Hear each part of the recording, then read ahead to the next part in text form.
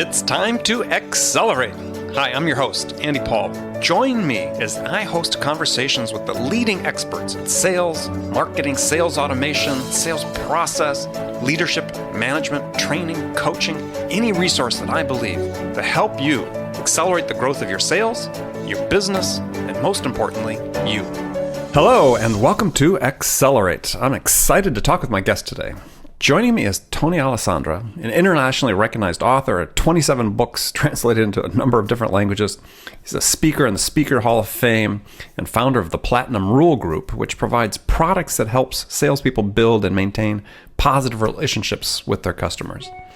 Now, anyone who's listened to the show knows that one of my passions is sales education, and not necessarily sales training, but sales reps committing to continuously learn whatever they can about sales, their products, and most importantly, themselves in order to be the best they can be. And it's usually easiest to get sales reps to learn about selling and sales skills and their products, but how much time do they spend learning about their most important sales asset, which is themselves, and how they work? And I would say they probably don't spend enough time on that. And my guest today, Dr. Tony Alessandra, is going to talk about assessments and self-assessments and learning tools that sales reps can use in the difficult task of building relationships with prospects that are the necessary precursor to winning business. So Tony, welcome to the show. Thank you very much. I appreciate it. So take a minute to introduce yourself. How'd you get into this field?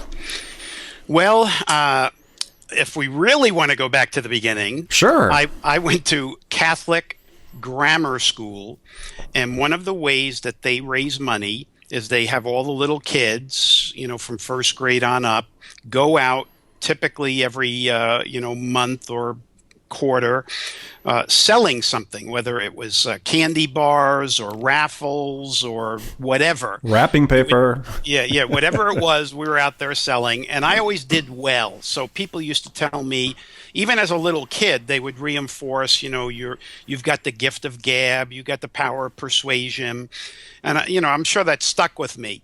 Then, as I went away to college, my parents only had enough money to pay for my freshman year. And between my freshman and sophomore year, I got a job selling pots and pans, cookware, door to door. I love it. On the Jersey Shore. Product was called Salad Master. Ironically, I only found this out years later. At the same time I was selling Salad Master cookware on the Jersey Shore, one of the top salespeople from Salad Master was selling cookware in Texas. Are you ready for the name? Mary Kay? Zig Ziglar. Oh, Zig Ziglar. Yes.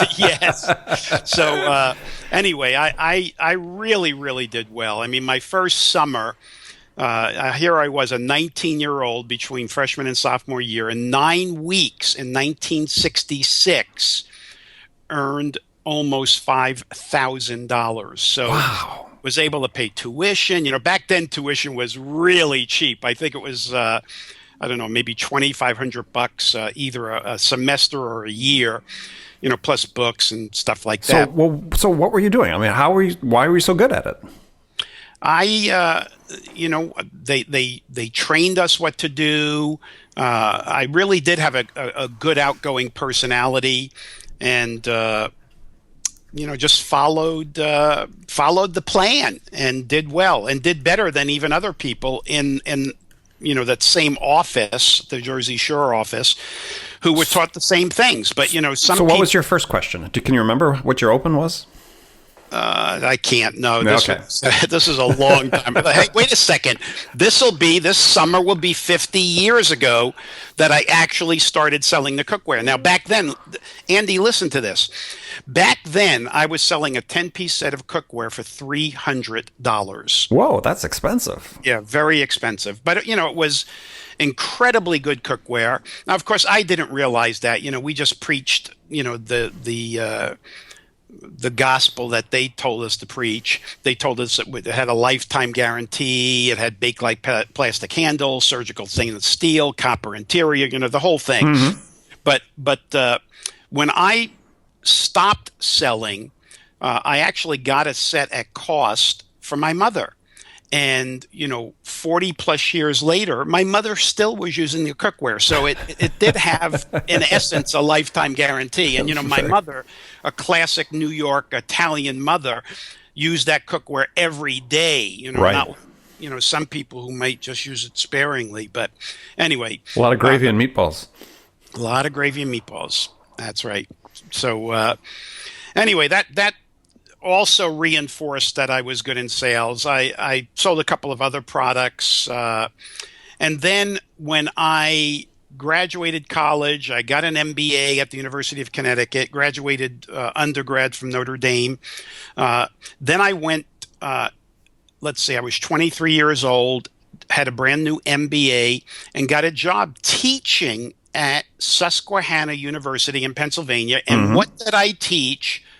But professional sales, and did that 2 years there, 1 year in at Cal State Fullerton. And the interesting thing about Cal State Fullerton is the head of the marketing department there was the author of the best-selling sales college text in the United States, but he had me teaching sales, not him.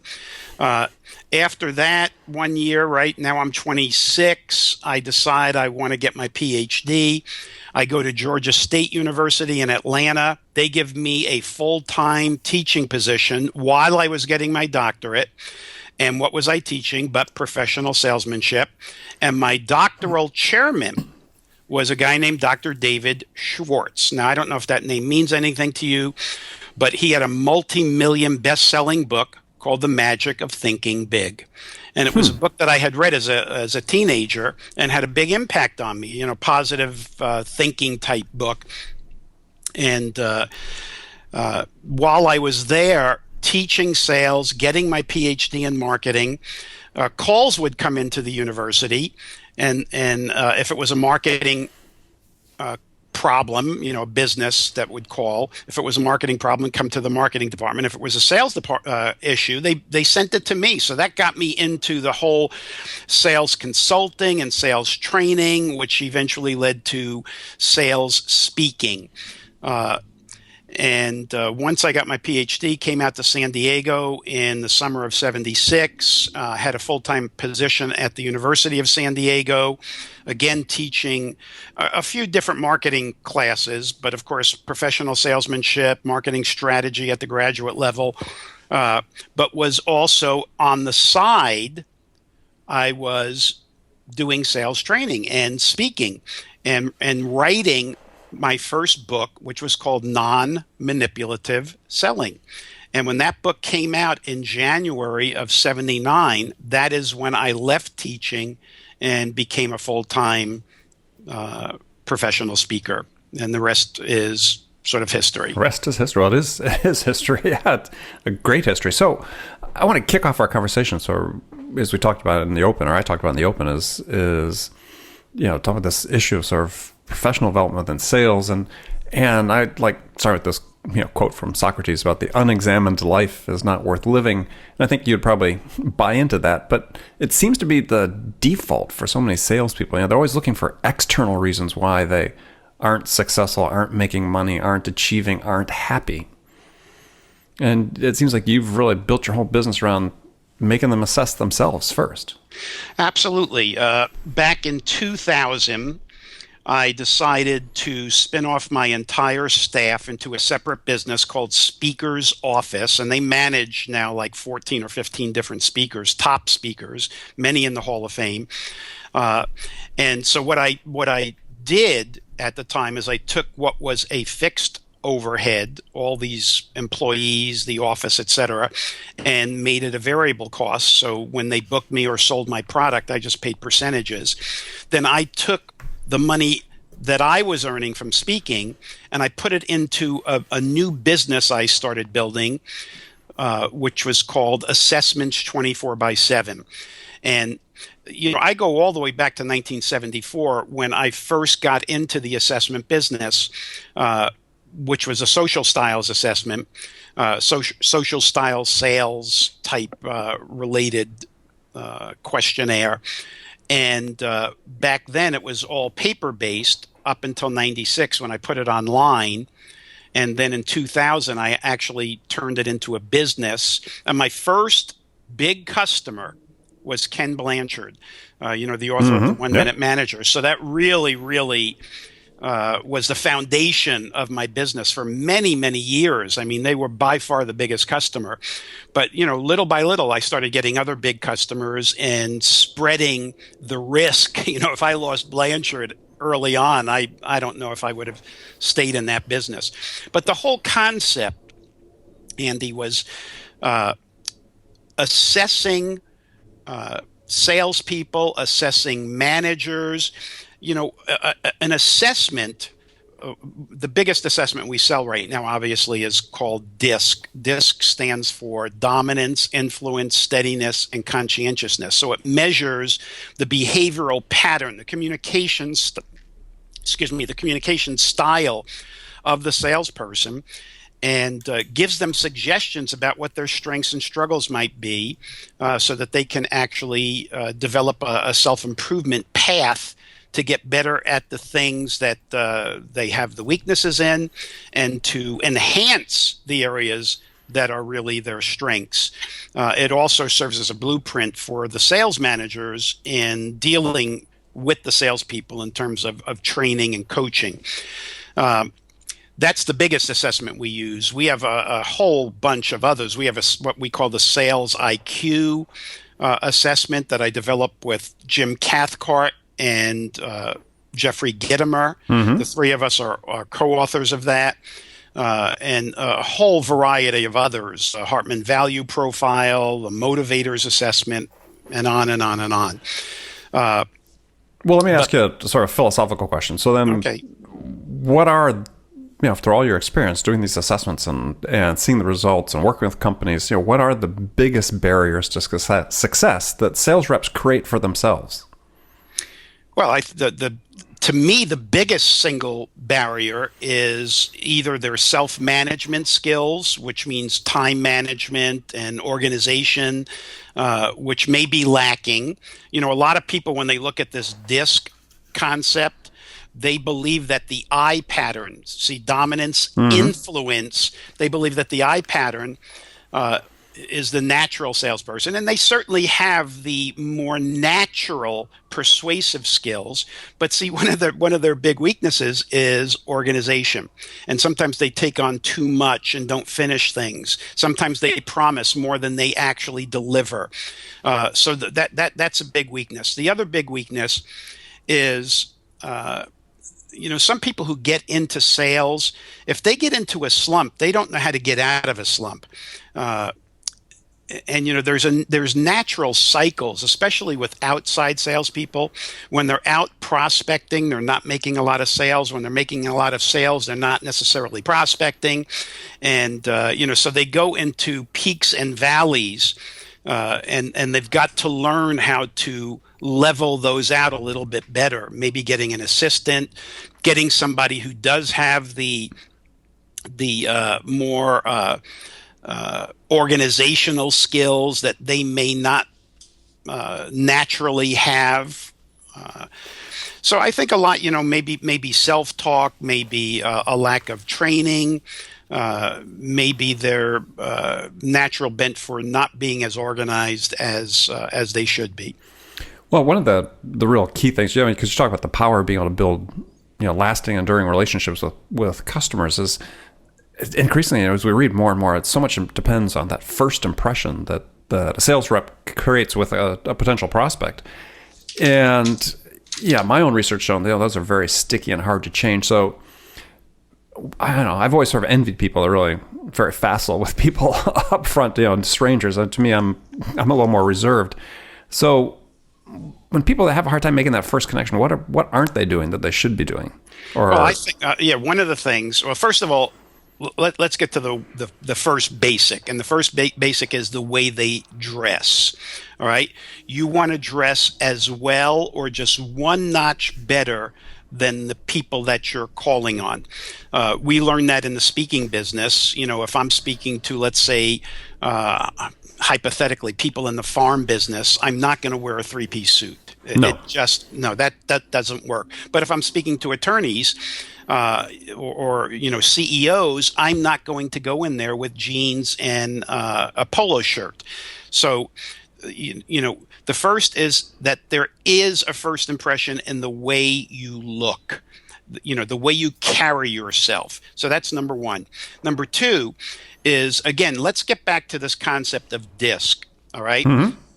Each style, when you are trying to connect, to make that first impression, you've got to do some different things right up front. Otherwise, that old saying, you never get a second chance to make a first impression. Right. So for instance, with the D's, the dominant, the fast paced, bottom line, what we want to do in making a good first impression, skip the small talk, lead with the main points, and show up on time and fully prepared. With the I's, we want to make sure that we are a bit more upbeat, enthusiastic, allow them a little bit more time to tell stories. We want to develop the relationship before we get down to business. Mm-hmm. Mm-hmm. With the S's, the steady people. The steady, the more amiable, relator types. We don't want to rush into the agenda. We want to develop the relationship. We want to take an active interest in them. We want to stick to business a little until they really warm up to us. They do business with people they trust. And with the C's, the more analytical thinking patterns, we want to skip the small talk. We want to bring an agenda. And we want to remain a little bit more cool, calm, and professional with them. So that it's not just the way we look and the way we carry ourselves, which is very important, but also how we open up. A lot of people think that, hey, we'll dress for success and that'll be the first impression. Well, it is good, but then eventually you got to open your mouth, right? Right. And that can quickly sink the ship. Interesting. All right, we're going to come back and talk more about that. We're going to take a short break now, and we'll be back in just a second with my guest, Tony Alessandra, as we talk about self-assessment and various personality types in that DISC model that he had talked about. We'll be right back. Hi, this is Andy. Connect and Sell is used by sales reps at nearly 1,000 companies, including hundreds of technology startups and several Fortune 500 companies, to overcome the challenges of getting prospects on the phone. Companies using Connect and Sell grow their revenues faster by enabling their sales reps to have more sales conversations in 90 minutes than they could otherwise achieve in an entire week. Connect and Sell can be deployed directly to your sales reps, or you can take advantage of their outbound on-demand service, which delivers qualified prospect meetings scheduled directly on your sales reps' calendars. Visit connectandsell.com to learn more about how Connect and Sell can start filling your pipeline today. All right, I'm back with my guest today, Dr. Tony Alessandra, Speaker Hall of Fame, been working with hundreds and thousands of salespeople over the year about how to assess themselves to become better at building relationships. I guess the question is, okay, we do an assessment, and this is maybe a little more philosophical, but can people change? That's always the question I get asked, and people sometimes say they resist training, and sometimes resist this feedback they get through assessments because they're saying, I am the way I am, I can't change, or so on. But your opinion, can people change? All right, so let me clarify something first.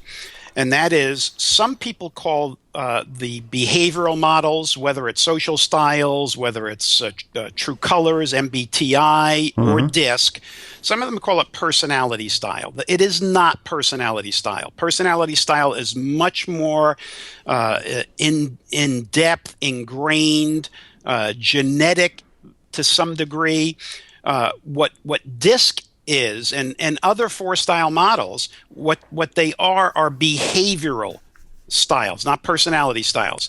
So can personality change? Well, yeah, but a lot of psychologists believe that from birth to death, you don't change your personality more than about 2% unless there's a significant emotional event in your life.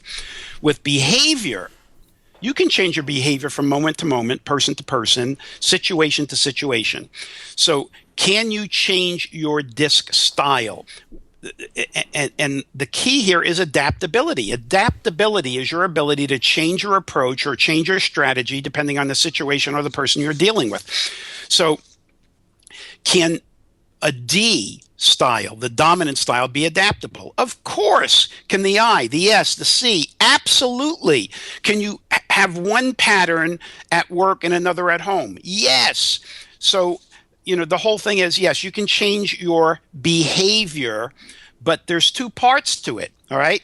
So when we talk about adaptability in my research and created with one of my co-authors, Dr. Michael O'Connor, what we have found is that adaptability consists of flexibility and versatility. Flexibility is your willingness to change, and versatility is your ability to change.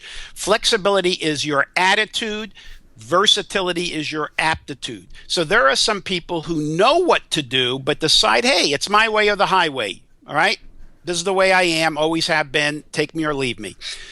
So not much flexibility, but may have versatility. They may know what to do. I'm just not going to do it. Mm-hmm. Then there are people who say, yeah, I really want to change, but they don't know what to do. They don't know what to do differently when they're with a D, I, S, or C. I've labeled adaptability the platinum rule. We all know the golden rule: do unto others as you would have them do unto you. All right. In other words, treat people the way you want to be treated.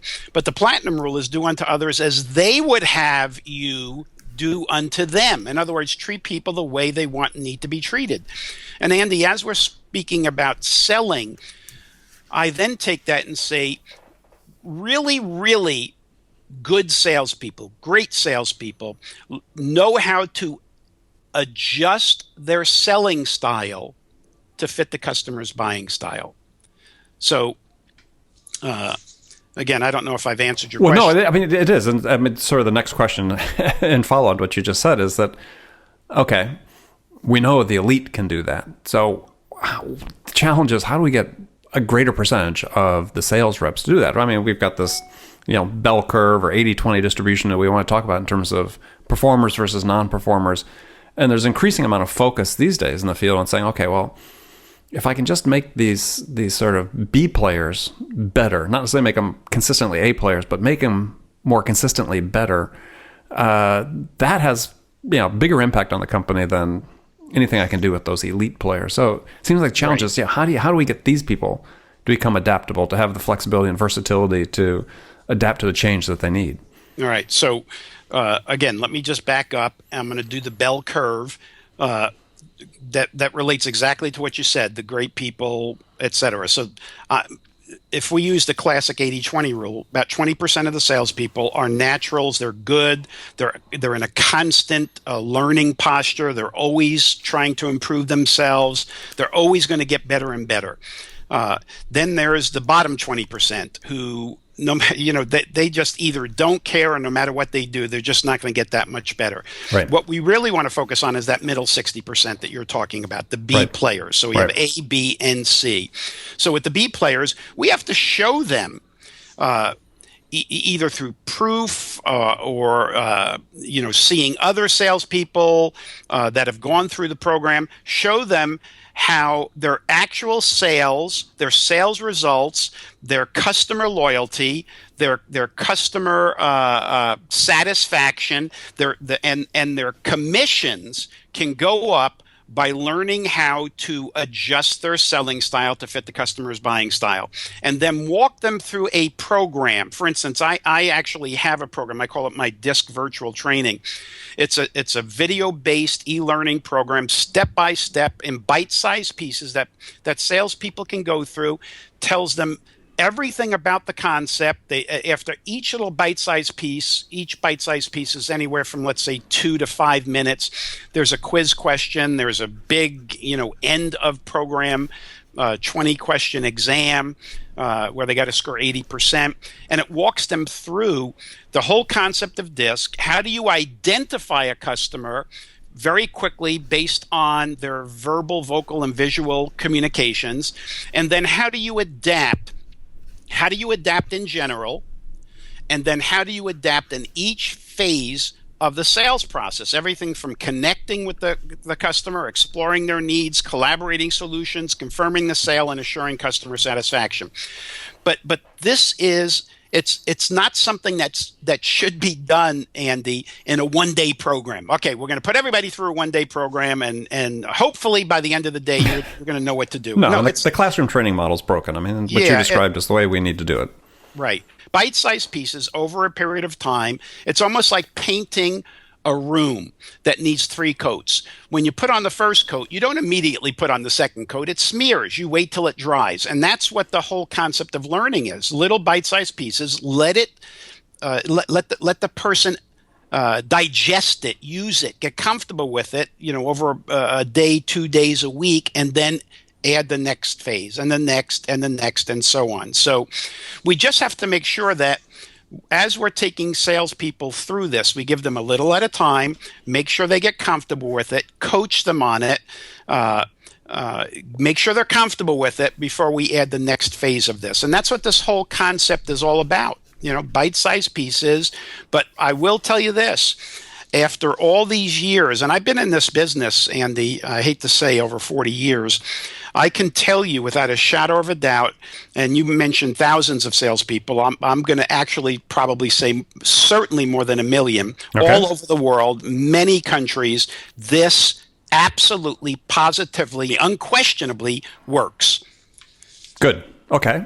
Well, last question before we move to the last segment of the show is assessments, pre-hiring assessments. What's your take on that? Are they reliable? I mean, I get that question all the time from senior people that are doing sales hiring, and I'm kind of conflicted about whether they think it's a valuable tool or not. What's your take? My take is it is definitely a valuable tool, but not the end all and be all of, hey, I'm going to hire or not hire based on the results of this pre-hire test. We have several different pre-hire assessments. Some are just a single assessment. Others are as many as 3 different assessments that are all integrated into some sort of an answer.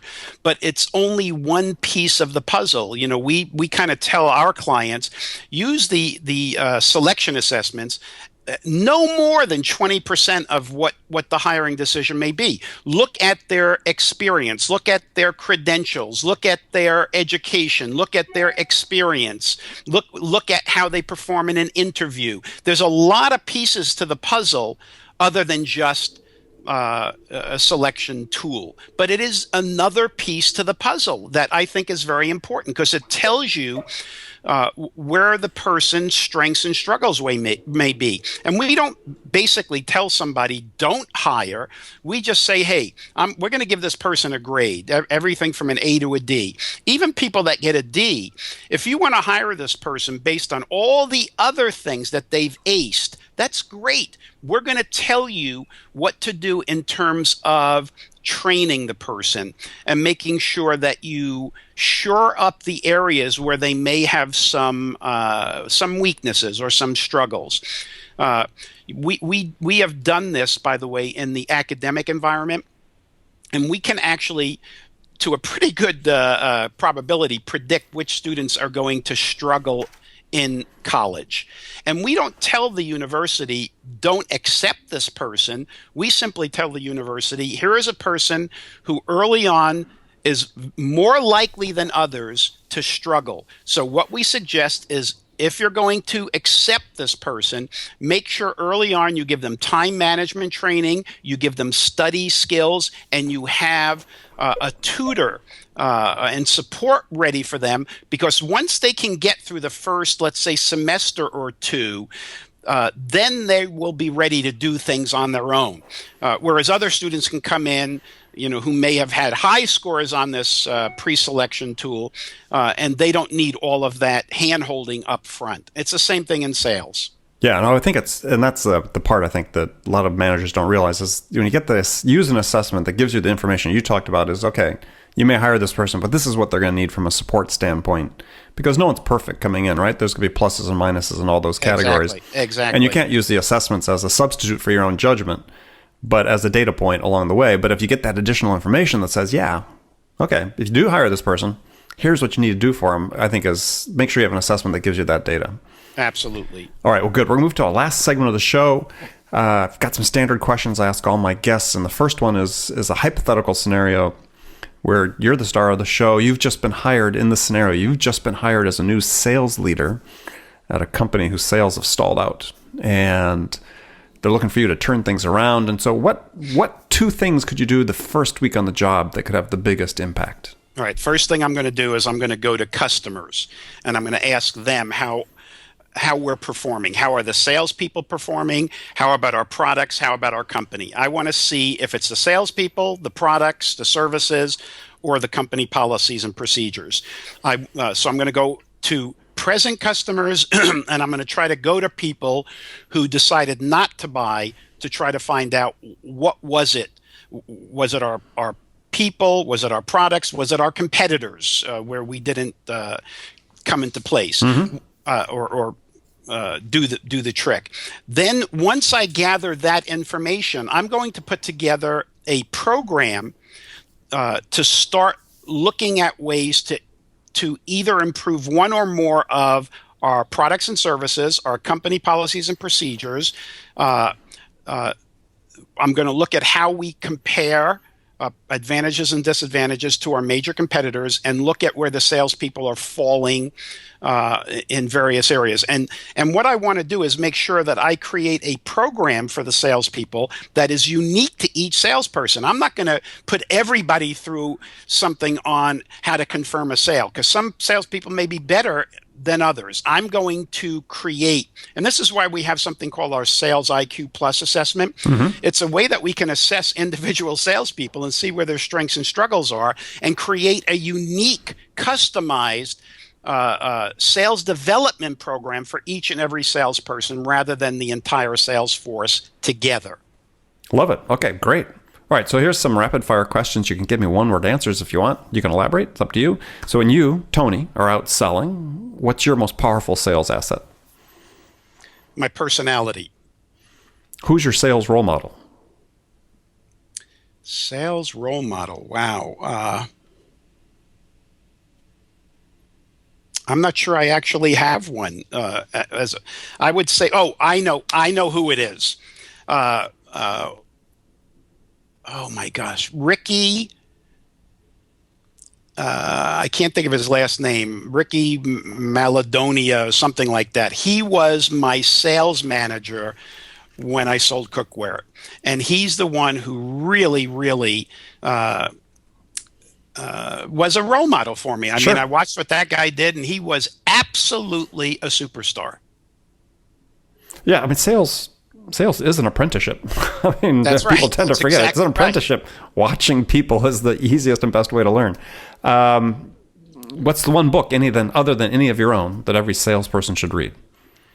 Psycho-Cybernetics. Wow. By Maxwell Maltz. Haven't heard that title come up, and that's a great answer. Yep. All right, here's a tough question for you. What music is on your playlist these days? I'm a baby boomer. So my playlist is either the late 50s, early 60s oldies, or the typically the early 70s sort of R&B soul jam type stuff, like the Manhattans, Love Smokey Robinson, right. Luther Vandross, those kinds of songs. Barry White. Well, not necessarily Barry okay. White. No, but this. I like the singing groups. I really do. Four Frank Tops. Lyman and the Teenagers, the Four Tops, right. the Temptations, the Shirelles. To me, the Shirelles were the greatest female singing group, more so than even Diana Ross and the Supremes. So those are the kinds of things I like. Okay, great stuff. I wish we had more of that R&B these days. Though Aloe Black, if you get a chance to listen to him, I don't know if you listen to him, you should. Aloe Blac, or maybe two C's at the end. Really, really good. He's a throwback. Quite good. Good. All right. So last question for you then is the one question you get asked most frequently by salespeople.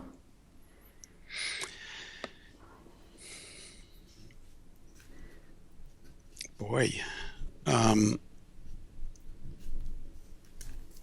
I would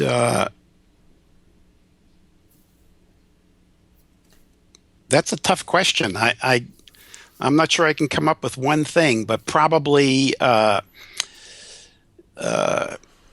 would say probably the biggest thing is, how do I open up either a cold call sale or a referral sale, with somebody new, or I'm going to give you three. How do I effectively sell against strong competition? And then third, how do I really effectively close a sale without being manipulative? Like the tie down close, the sharp angle close, Right. Those kinds of things. So let's answer. What's your answer to the last one? I would say how to sell against the competition. That would probably be the biggest thing that I hear. Okay, so answer that one. What's your answer when you get that? Well, I tell them that what they have to do is take a piece of paper, draw a line down the middle. On one side, put advantages. On the other side, put disadvantages. And then all the way to the very, very left, write down your 3 or 4 biggest competitors that you come in contact with, and then start answering those questions. Under the advantages, how you stack up against each and every competitor, that tells you how to build those advantages into your sales presentation.